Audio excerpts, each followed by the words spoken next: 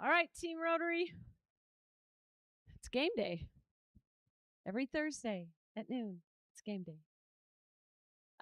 So today's song, hold please. I'll turn it down a little bit. So today's song is from Doug Rich. Doug is a Hall of Famer, being past president in 2018 and 2019. And he's currently a co-chair of the Public Relations Committee. His song is Won't Get Fooled Again by The Who. He couldn't be here today. Normally, I do not play the song unless the Rotarian is here. But he texted me and said he wanted me to play his selection anyway because he's featuring another Rotarian with this song. He says this song shaped a generation slightly older than his, and it continues to as we question why things are the way they are. He says evolution, I guess. James Jimmy J-Dog DeGrasse inspired Doug to choose this song. 2 years ago, Jimmy became Yakima Rotary president. He is our immediate past president, joining Kurt Laberton and Doug Rich from the Rotary board class of 2010 and 2011.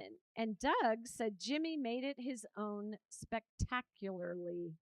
Doug says, may Yakima Rotary and our club continue to grow and evolve. So we thank Doug Rich for that. And I love that he featured another Rotarian because part of my goals for this year was for Rotarians to get to know Rotarians. And I feel like you can get to know another Rotarian through music for sure. And Doug Rich did that. Our greeters today were Esther Magasis and Jane Sabatka. Esther is with Yakima County and Jane is with Columbia Wealth Advisors. And we also had Randy Bonds, brand new Rotarian Randy Bonds, just jump in there as well, who is with the city of Yakima, correct? Yes. So thank you, all three of you, for greeting. And next up to share some inspiration is Sharon Miracle. And Sharon is the chair of the Inspiration Committee, and she is with the Yakima Valley Community Foundation.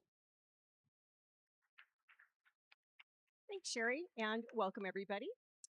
So today I was thinking about the presentation we're going to hear and about people's origin stories and how important it is for us all to know what our own origin story is. And what that means is what's come before you, your ancestors that you know or you don't know, what impacted them, how did they walk upon this earth, what things they influenced, not just your genetic code, but they changed your surroundings, they created you. And it also is your trials and tribulations that led you to who you are today and impact how you influence the world and work around that. So I found this poem that I thought was a very short poem that I thought was appropriate. And this is from a Native American poet, Linda Hogan. So I just want to read this today. Walking, I am listening to a deeper way. Suddenly, all my ancestors are behind me. Be still, they say, watch and listen. You are the result of the love of thousands. I just thought that was a really simple but nice way to do that. And so may we take some time today to remember and give thanks to those who have gone before us, those names that we know and many of those we don't know, and appreciate all the struggles that they went through to bring us here today. Thank you.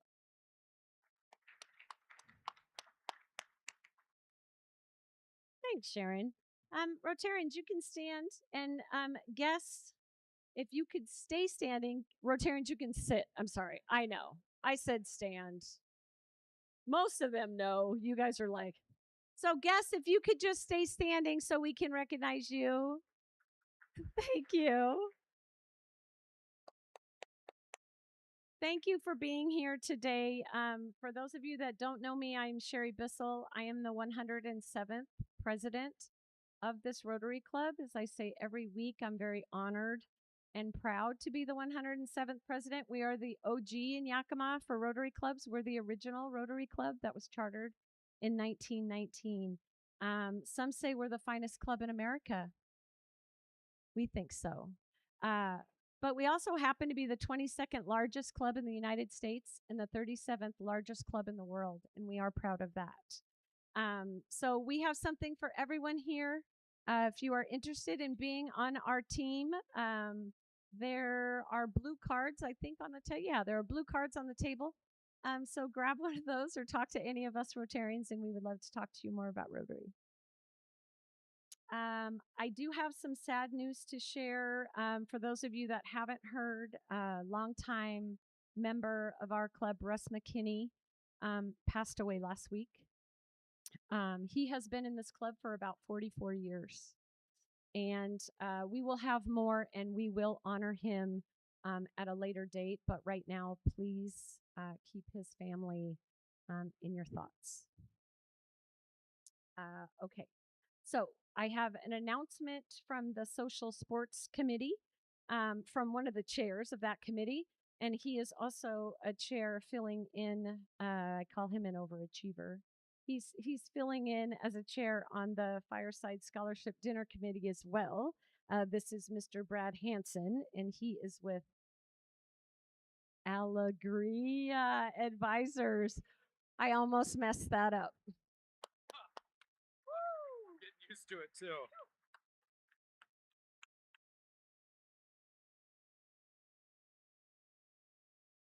What? Okay. No, I was just fixing my shirt. It's fine. Well, hello, fellow Rotarians guests and President Sherry. I want to say that yes, we have some snow. Anybody who's skiing, we got a little bit of snow. Let's give some round of applause here because we've all been waiting.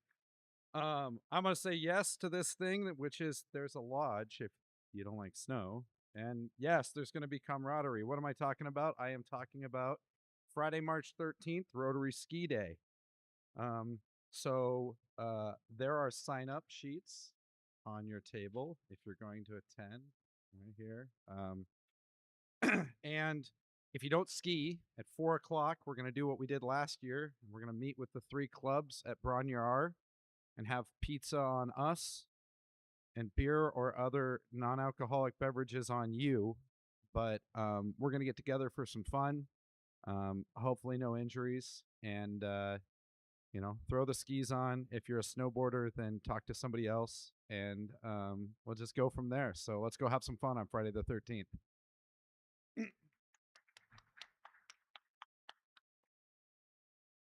Thanks, Brad. And now for a Black History Month moment, please welcome up Howard Head. Howard is with Quick Lock, and he joined our club last June. Howard.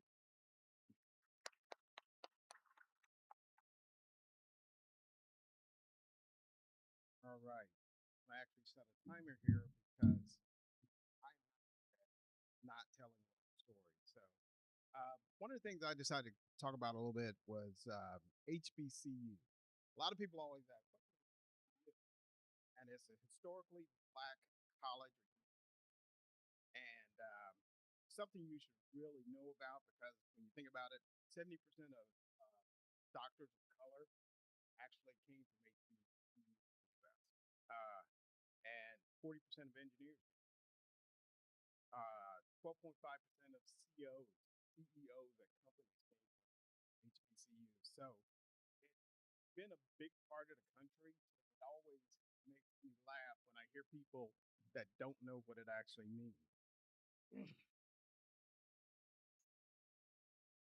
HBCU, you can go back to the original.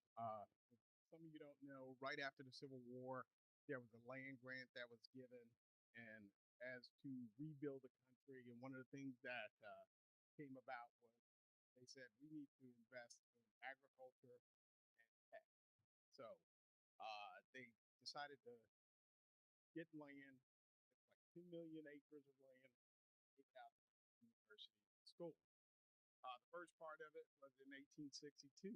Some of the notable ones were MIT, believe it or not, New, and also Cornell. These are all tech schools. And also, you got Washington State University. Sure. Okay. Well, the other thing to note about these schools is not only had to be a part of agriculture, also had to be a part of tech, but they also had to have a thriving well. Now, fast forward, one of the things that came about from that was that some of these schools, especially when you go in the South, this was right after the Civil War, they decided they wanted something separate but equal. So I'm not sure what the part was, but they decided we allow other schools to be built, and these schools would be dedicated to educate African Americans. That were, so from that, you got notable universities that came out of that, and you got Fort Valley State, which is where my father went. We also have Tennessee State University, like second generation HBCU here. And fourth school I went to was Florida A&M University. And one school that you want to know, there were a couple earlier, and one of them was like Lincoln University. And Lincoln University was actually a school that was put in place to actually train the African Americans that actually fought. Right, these actually came about. That's where a lot of the once in 1887 created that was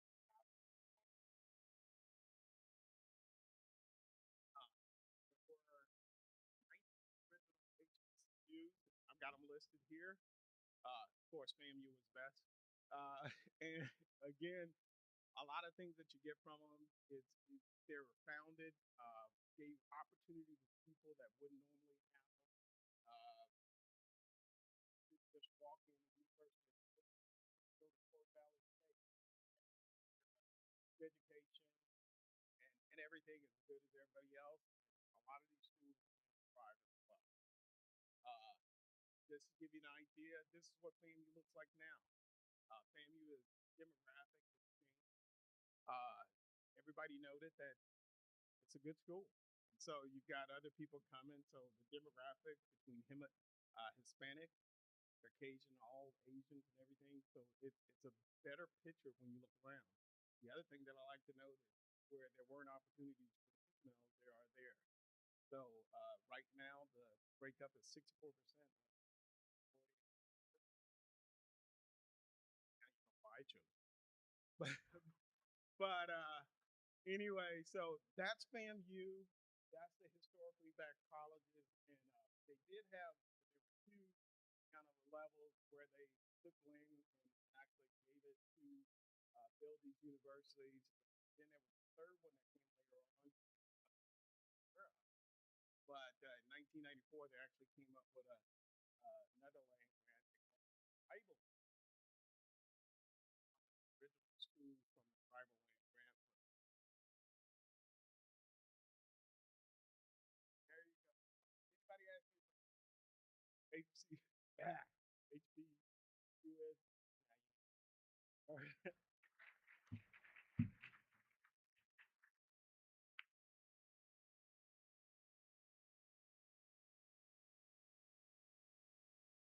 Thank you, Howard. That was awesome. Appreciate you taking the time to put that together for us. And now we are ready for Sergeant at Arms with Mr. Mike Hummel. Mike is the director on our board. He is the chair of the classification committee, and he is with the Marsh McLennan Agency. Mr. Hummel.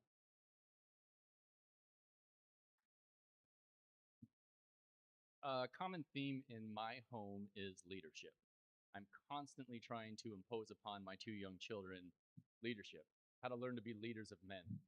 And I truly believe as we devolve further and further into technology and artificial intelligence, 15 years from now, the ability to stand in front of a room and engage human beings is going to be a just remarkable skill. And so it's something that I've been trying to teach my boys how to do, or we talk about it a lot at least. And then last fall, we're on the way to Jack's football awards banquet. I was one of the coaches, and Jack makes a comment in the car. He says, "Dad, you're going to have to talk in front of a lot of people tonight. Aren't you nervous?" I said, "No, I'm good, bud."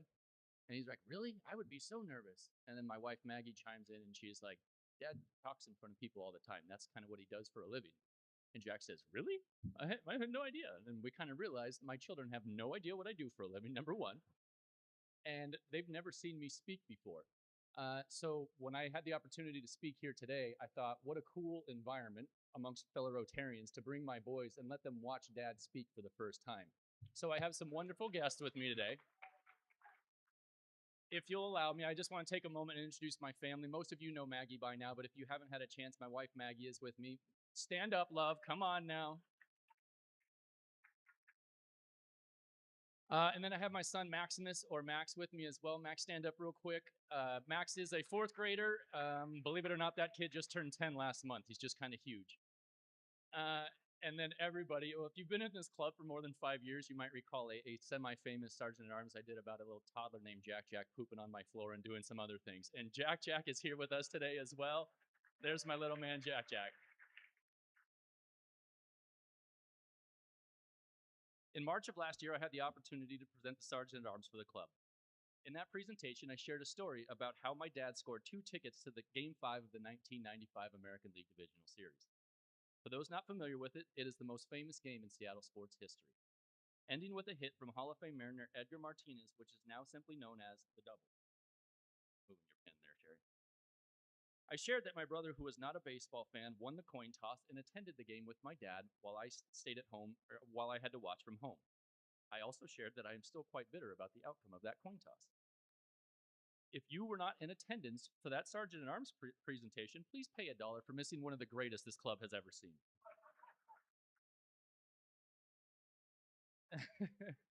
I ended that presentation with these words.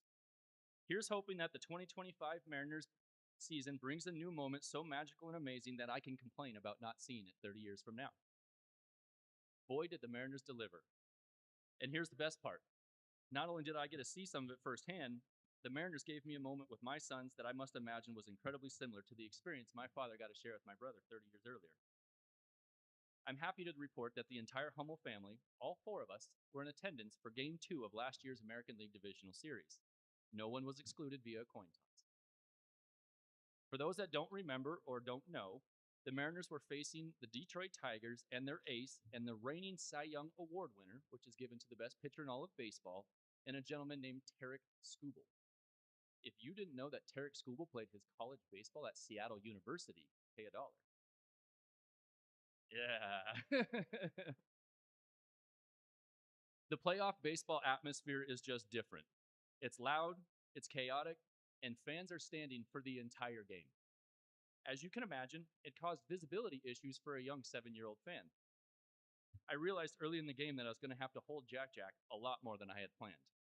I'd hold him as long as I could, and then when my arm was shaking so bad that I couldn't handle it any longer, I'd put him down and rest. The moment something big happened, I'd pick him up quickly so he could enjoy with the rest of the crowd. If you've ever had to hold a child through a sporting event, a concert, or a performance of any kind so they can enjoy with you, pay $1. It was a low-scoring affair. Second baseman Jorge Polanco was able to hit 2 solo home runs off of Skubal, and the game was tied 2-2 headed into the bottom of the 8th inning. With 1 out, Mariners superstar Cal Raleigh stepped to the plate. I picked up Jack Jack just moments before Cal ripped a double to the right field corner. The whole stadium exploded in a cheer-filled boom that not many people will ever get to experience firsthand. And my 2 boys, bookending Dad in their seats, were right there in the middle of it all, experiencing the unbridled joy that only sport can provide. This is why I love sports so much. I'm sure there are plenty of folks listening right now who think I'm crazy for committing as much time and money as my family does to sports. Fair enough. If you played or you had kids who play or did play in the past club sports, pay $1. I love sport because in a world in which our young people are led to believe that the lives of the Kardashians are somehow reality, there is no more true reality than a live sports competition. In a world of scripted, choreographed, redacted, and algorithmically filtered messages crafting our narratives, sports never lie. It is the ultimate look into the soul of another. They lay it all on the line for our judgment when we have no idea what it takes to reach the mountaintop. For it is not the critic who counts, not the man who points out how the strong man stumbled or how the doer of deeds could have done them better. The credit belongs with the man who is actually in the arena, whose face is marred by dust, sweat, and blood, who actually strives to do the deeds, who knows the great enthusiasms, the great devotions. Oh, I totally messed that up. I'm sorry. Who errs and comes short again and again because there is no effort without error and shortcoming. But who does actually strive to do the deeds? Who knows the great enthusiasms, the great devotions, who spends himself on a worthy cause? And who, at the best, in the end, knows the triumph of high achievement? And who, at the worst, if he fails, at least fails while daring greatly, so that his place shall never be among the cold and timid souls that know neither victory nor defeat? If you've never heard someone recite Teddy Roosevelt's famous Man in the Arena speech until just now, pay $1. Sport does something else. It bonds. In a world where everything is designed to divide us, our collective fandom unifies friends, neighbors, strangers, and most importantly, fathers and sons. The 2025 Mariners absolutely gave me something magical and amazing to remember, but nothing to complain about. They gave me core memories with my boys that'll last a lifetime. Back to the bottom of the eighth, one out. Cal on second with Julio Rodriguez coming to the plate. I had just set Jack down to give my arm a rest when Julio smoked a line drive on a 1-0 pitch to the left field corner. I knew Julio had torched it the moment he made contact, so before that ball could even hit the outfield grass, I scooped over and picked up Jack one more time so he could live that moment with the rest of us. My boys cheered and hollered as loud as their little bodies would allow as Cal rounded third and headed for home for the go-ahead and ultimate winning score, while Julio slid into second base with one of the biggest hits in Mariners history. I will never forget the joy I felt in that moment. Not because I had witnessed one of the most historic Mariners moments ever live. That was pretty amazing, to be sure. But it was that moment with Max and Jack. Watching them cheer with no restraint.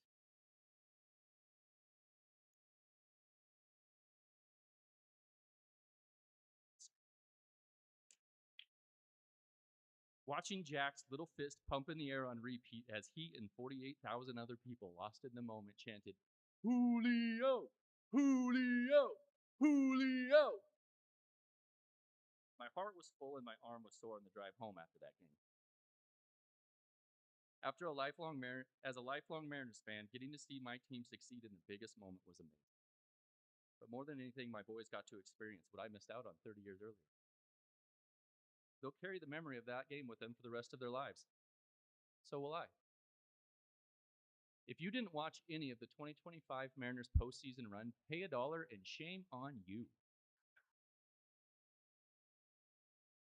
So now, as a man in my 40s, that has become the primary reason why I love sports as much as I do. It's common ground for me and my boys to connect over. We watch games on TV. We listen to games on the radio. We collect sports cards. We bond in a unique way during those one-on-one coaching sessions that are more about life lessons than sports skills. Never forget the 6 greatest words that a son can ask of his father. "Hey, Dad, want to play catch?" Thank you.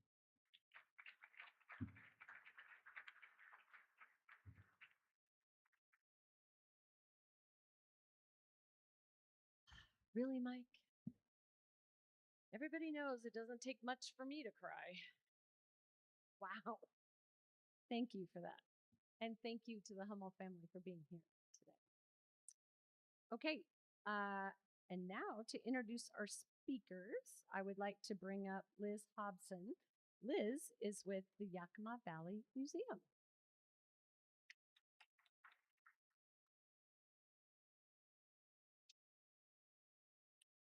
Thank you, President Sherry. It's my honor to introduce our speakers today. Caitlin Coon graduated from the University of Washington with a BA in History. She also holds an MA in History and Archives and Records Management from Western Washington University and an MLIS from San Jose State University. Caitlin has over 15 years of experience as an archivist with a specific interest in community-based archives and the impact of technology in the archival profession. At Densho, she currently manages their archives program, in which she oversees a team of dedicated to the preservation and access of historical materials and oral histories through digital technologies. And our other speaker today is Blaine Tamaki. Blaine is a third-generation Japanese, raised in Yakima, graduated from Davis High School in 1975, and earned his economics degree in 1979 and JD degree from the University of Washington School of Law in 1982. In 1994, he started Tamaki Law, which achieved unprecedented success as a diverse plaintiffs litigation law firm representing clients of all ethnic cultures throughout the Pacific Northwest. Blaine and his wife launched a family foundation in 2020 called the Blaine and Preciosa Tamaki Foundation. In 2017, he was appointed by Governor Jay Inslee as a regent at the University of Washington. In 2020 and 2025, he rose to chairman of the Board of Regents and is the first chairman from Yakima. He is currently in his second term as regent at the UW. Please welcome Caitlin and Blaine.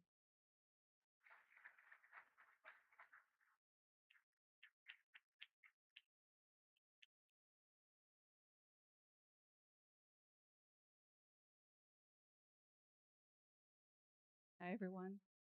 If for any reason you can't hear me, please just raise your hand and I'll try to talk louder.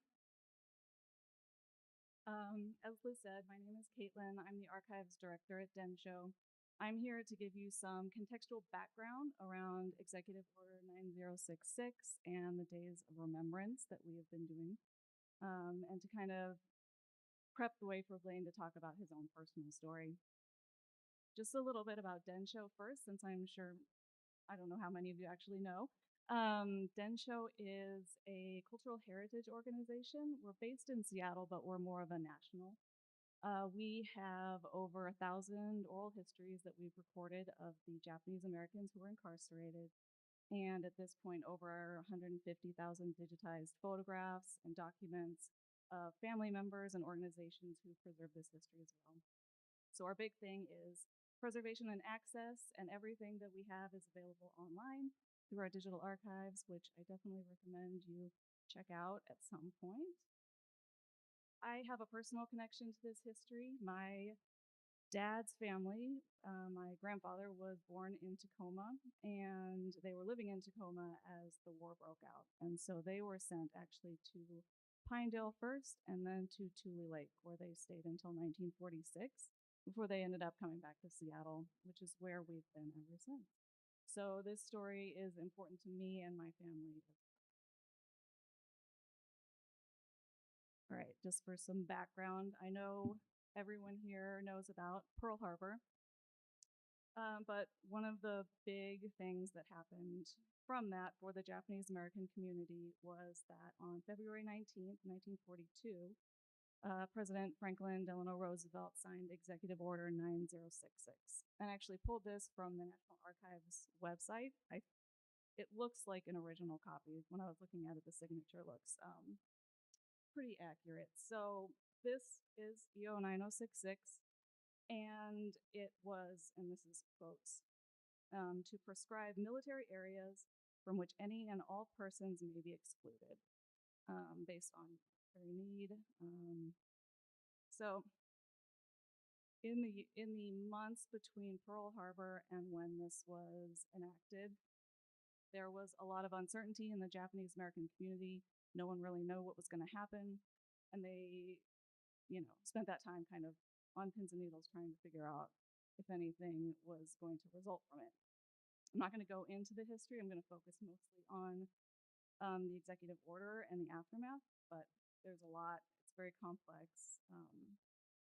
But basically, this allowed the Secretary of War and his designated commanders to exclude people. And this was mainly pushed for on the West Coast with John L. DeWitt, who was the Western Defense Commander, and a few other people in the government and the military who really thought that the Japanese and Japanese Americans needed to be excluded from the entire West Coast. So they created 2 military zones. Military Zone 1 was basically Washington State from kind of the Cascades all the way down into California.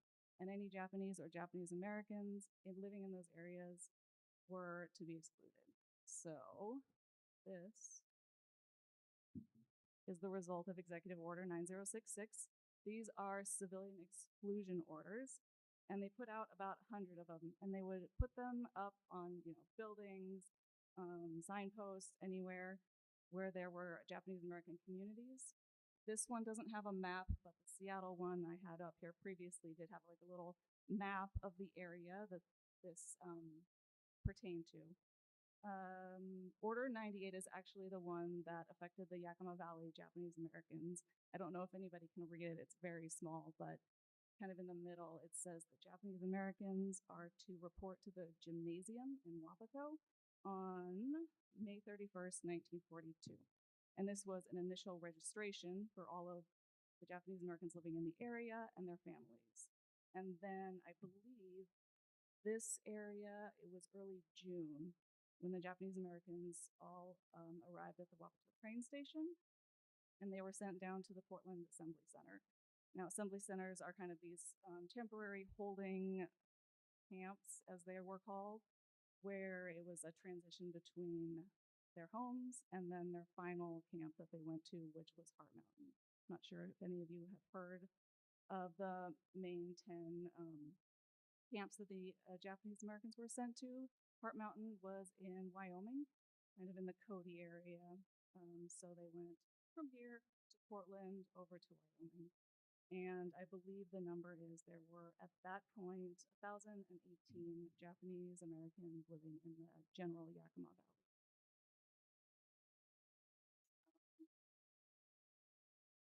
Just to kind of, I'm sure you all have seen these and know the history of the Japanese Americans in this area, but I just want to emphasize this like vibrant community that was up here. There was a lot of farming. I know there was a lot of connections with the Yakima Reservation, and also just businesses in downtown Yakima, and I'm sure other small communities around here.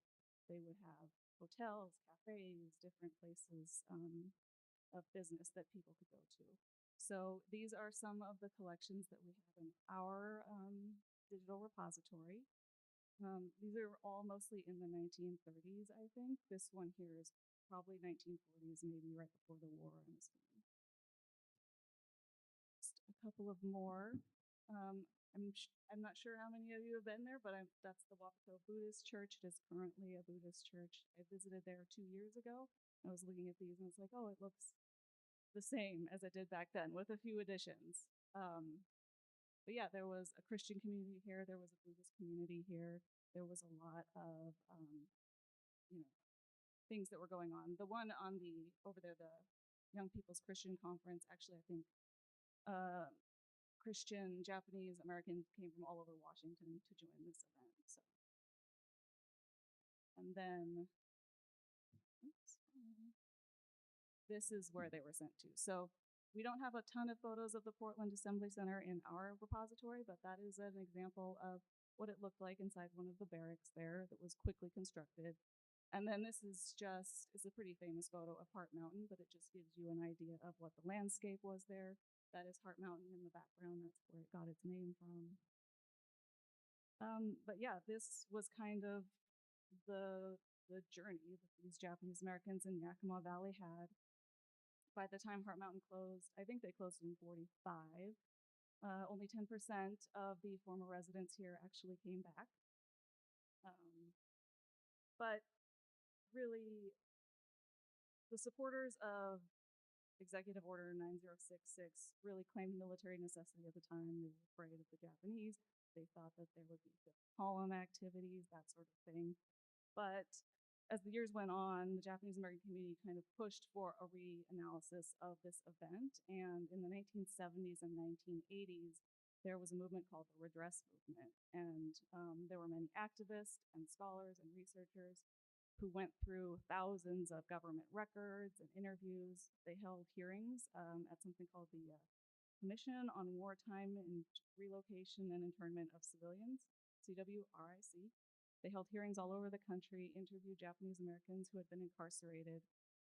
And the result of all of this was that they determined that the exclusion as a result of EO 9066 was really based on, quote, race prejudice, war hysteria, and a failure of political leadership.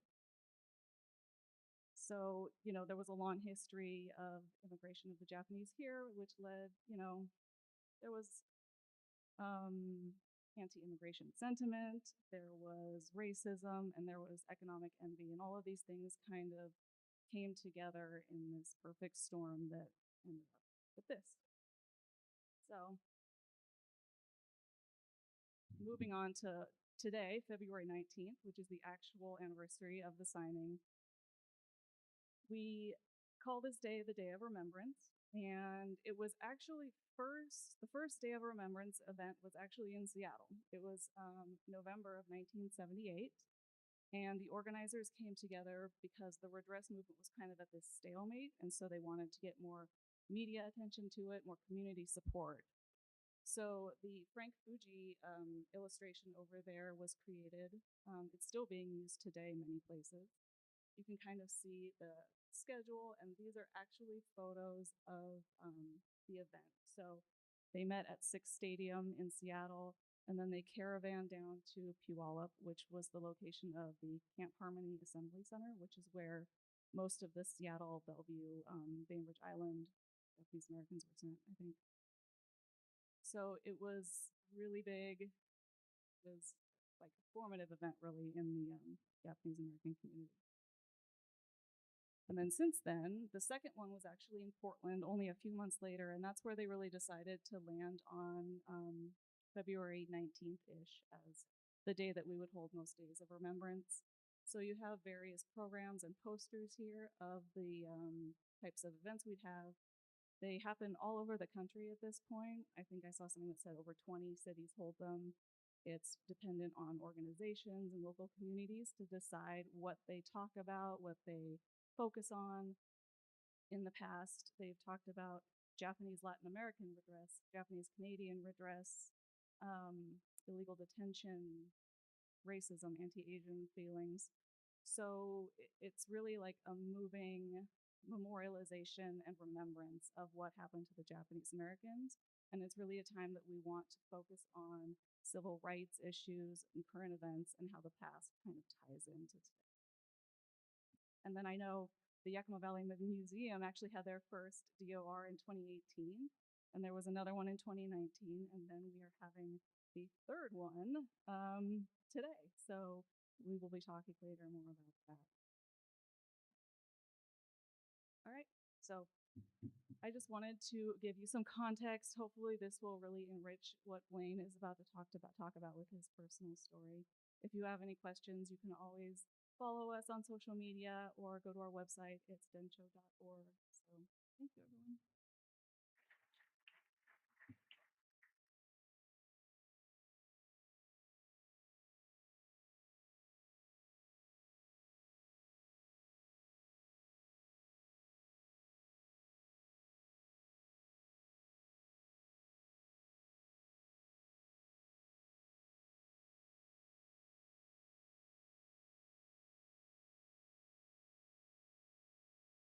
When I was 8 years old, my dad told me we were moving from San Francisco to Yakima, Washington. My dad wanted to move to Yakima to launch his career as a research entomologist. He wanted to be an expert on bad bugs that destroyed fruits and vegetables. I was not happy with the news. The year was 1965, and I was a carefree kid. I've been raised in student housing at the University of California, Berkeley, which so happened to be the home of the hippie movement at that time. I enjoyed living in the age of Aquarius, watching barefoot people give me the peace sign. And thanks to my dad, I loved cheering for number 24, my favorite player, Willie Mays. I was therefore in shock when we arrived in Yakima. Where are all the barefoot people? I quickly discovered I was the only one who looked like me in my entire third grade class. And for that matter, in my entire elementary school. I'll never forget my third grade teacher asking me in front of the class, Blaine knows about Pearl Harbor. Tell us what you know. I was totally clueless. So I stayed silent and shrugged. I later told my dad what happened at school that night, and for the first and only time in my life, my dad explained to me what it meant to be me, what it meant to be living with my eyes and in my skin. In other words, the importance of race and ethnic identity in America. My dad said this: Blaine, you are Japanese American, and you will always need to be proud of who you are.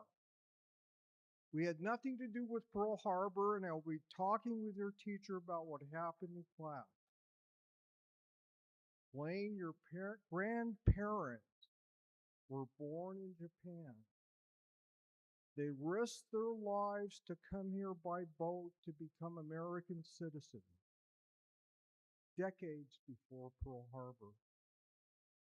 You are already a third generation American citizen. I am second generation. We were both born and raised here in the USA. I don't like to talk about this, Blaine, but when I was 8, just like you are now, our American government ordered my family into incarceration camps solely because of our Japanese ancestry. We were patrolled with armed guards 24/7 in watchtowers. We were trapped behind barbed wire just like a prison yard. We were held there for 3 long years until I turned 11. We lost everything we had. We were loyal to our country, but that didn't matter at all. Our country treated us so wrong. Blaine, you need to muster up the courage to speak up against prejudice and injustice because it can happen again. Yes, that was the day I learned that America was prejudiced, and in many ways, that was also the day that I began to find my own purpose in life. One of the truly great things about our country is our respect for the rule of law. All American citizens are created equal, and we all have the same constitutional rights.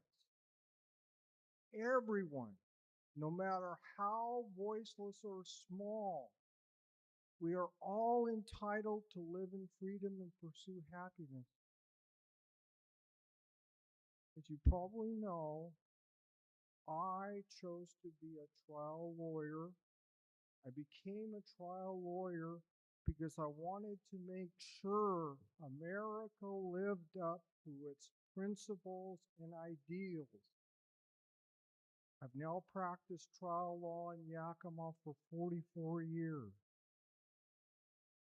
Maybe it was destiny, but I was able to channel my dad's own injustice into a case which had one striking similarity to the Japanese American incarceration. That similarity was the false pretenses to justify massive ethnic incarceration. My case became worldwide news. Our government not only passed laws removing Japanese Americans from their homes, but our government also passed the Civilization Act, which required the removal of all children of Indian heritage from their homes.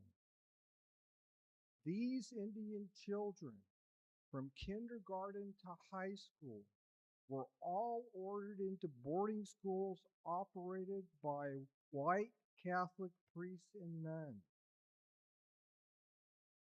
The apparent justification to forcibly assimilate Indian children from their own native culture into white society.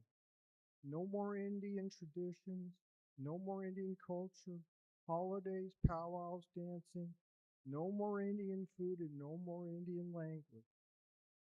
The written stated purpose of the law: kill the Indian, save the man. These Indian boarding schools existed for 100 years until the 1970s, which means they were operating 30 years after the Japanese Americans were released from their own incarceration in 1945. The ugliest part of this scandal is that the Catholic Church, through its Northwest Jesuit order, secretly placed its known pedophile priests, Jesuit priests, in these isolated Northwest Indian boarding schools in order to literally hide them from sight. And as a result, many Indian children were repeatedly sexually abused by pedophile Jesuit priests in complete silence for decades. I sued the Jesuits in federal court here in Yakima on behalf of a tribal paralegal who worked for me. She had been repeatedly sexually abused in the 1960s at an Indian boarding school called St. Mary's Mission, located in Omak, Washington. Little did I know at the time, the filing of that case would transform into the battle from hell.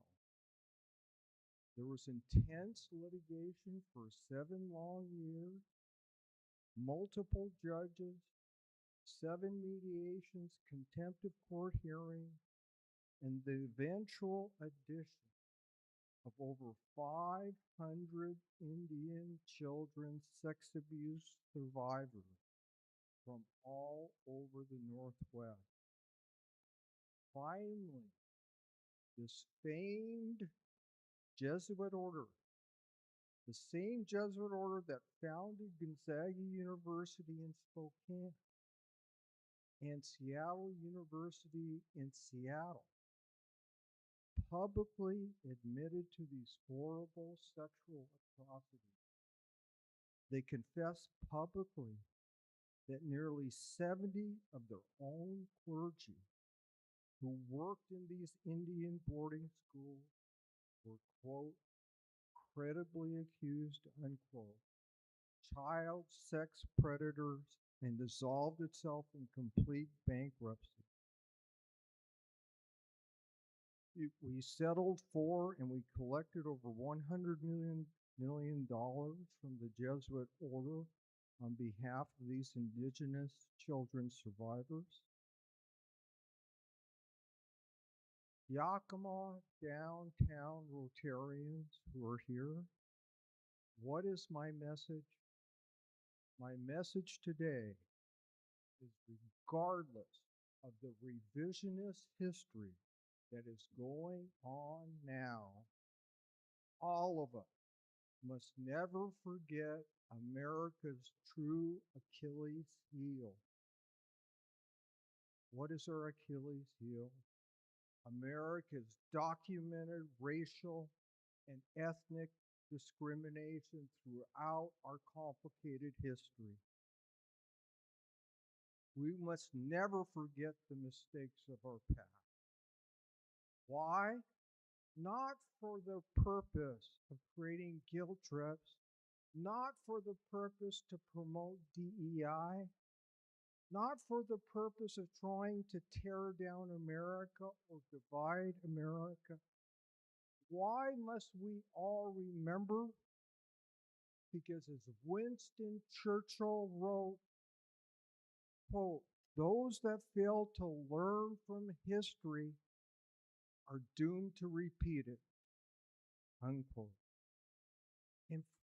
And for some reason, we never seem to learn a thing from our own history of repeated discrimination. We have a long record of trying to suppress equal rights for women. We have a violent history of discriminating against and hating LGBTQ plus people. I was reading this morning that 23% of the people under 30 identify themselves as LGBTQ plus. 23%. And overall nationwide, it's 9%. People are having the courage now to come out of the closet and to admit who they really are. We have a repeated history of being cruel against the newest immigrant ethnic groups, regardless of race. We've been discriminatory against white ethnic groups or citizens, U.S. citizens who are new ethnic groups. Doesn't matter. And worst of all, we have a revolting history of committing violence, theft, and exploitation of Black and Indigenous people. Even the late Supreme Court Justice Antonin Scalia, the far-right conservative icon, talked about the sometimes overwhelming and unstoppable force of hate and prejudice in America. This is what he said, that one of the Supreme Court's worst mistakes was its failure to protect the Japanese Americans during World War II when irrational hate was out of control. Justice Scalia also said this, quote, you are kidding yourself if you think the same thing will not happen again, unquote. I am 68 years old now, and I've continued to live in Yakima for 60 years. I want everyone here today to know that Yakima has been exceedingly good and kind to both me and my family. I graduated from Davis High School in 1975, and I just celebrated our 50th class reunion a few months ago. I am now thankful for my dad bringing me here. I found my voice and my purpose here in Yakima. My dad passed away at age 52, heart problem, and I was only 26. So he was not able to learn of any of my career successes. But we gather here today to remember the past, to give our respects to this day of remembrance, a very somber day. So, Dad, as you look down from above, we remember you and your awful experience, but you would be glad to know that all of us here today, thanks to Yakima Downtown Rotary, we are remembering history to try to make sure it doesn't repeat itself.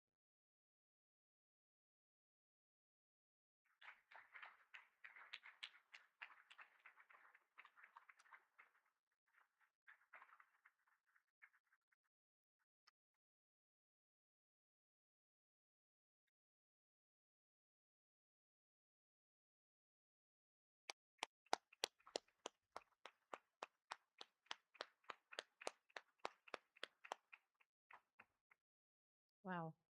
Thank you so much, Caitlin, for all of the history and sharing all that with us. And thank you so much, Blaine, for sharing your story. Very powerful message, right? We need to be kind. We need to unite for good. Be kind. Okay, our next couple of meetings, we are here in the convention center. Next week on the 26th, we will have Megan Murphy. She will be sharing her World Marathon Challenge, which is 7 marathons, 7 days, 7 continents. So that will be really cool stuff. After that, on March 5th, in celebration of International Women's Day, that's on the 8th, we will have our Rotary Women in Law presenting on a we have a panel, Quinn Dallin, Tammy Hanlon, Sarah Watkins, and Patty Powers. So they will be doing a panel discussion. That's great stuff as well. So make sure you come and support them with that. Bring your coworkers, your family, and your friends. As I always say, we have something for everyone here in Rotary. So in our programs, so share this club's programs with your work teams and family teams, friend teams. The heart of our club draw, I don't have tickets to draw, Miss Margaret. Oh, there they are, Biggie Bacon. So we are doing heart of our club card draw to raise money for charity. So if you bought a ticket, get those tickets out now. I don't know how much, do we know how much we raised last week? Okay, we don't know. We raised some money last week. And we raised some money today. So whatever that amount is, if we draw your ticket, somebody will be in the middle of the room with a deck of cards. Margaret will be. She'll be in the room with the deck of cards, and if you draw the joker, you get half of whatever that money is. That we're not sure what that is yet because we haven't counted. But so get your tickets out, and if you are ready, I will read this if I can see it. Oh my, okay. 020460. I don't hear any yelling. Billy Bacon. All right, draw a card. If he doesn't draw the joker, all that money stays there. It's a jack. Okay. All the money stays in the pot. I end our Rotary meetings with what I call my play of the day, and sometimes it's just a quote or something fun. Sometimes it's serious, but today is a quote, and it is to love what you do and feel like it matters. How could anything be more fun? To love what you do and feel like it matters. How could anything be more fun? This is from Catherine Graham. Catherine actually led the Washington Post for almost 3 decades. She was also the first female Fortune 500 CEO too. Just always like to throw that in there, but she was. Anyway, this quote is special to me. It really does suggest that true fulfillment comes from passion and purpose, right? And I think there might be a little bit of passion and purpose in this club, perhaps. You think maybe? We also, go by this 4-way test over here. Does anybody know what the 5th unwritten one is? Just yell it out if you do. Past presidents, you're killing me. Have fun. Oh, somebody said it. Sharon Miracle said, have fun. That's right. That's the 5th unwritten rule. Have fun. So, passion, purpose, fun. Take that with you today. Just a little something for you. Thank you all for choosing Team Rotary today and for being in the game. And with that, this game is over.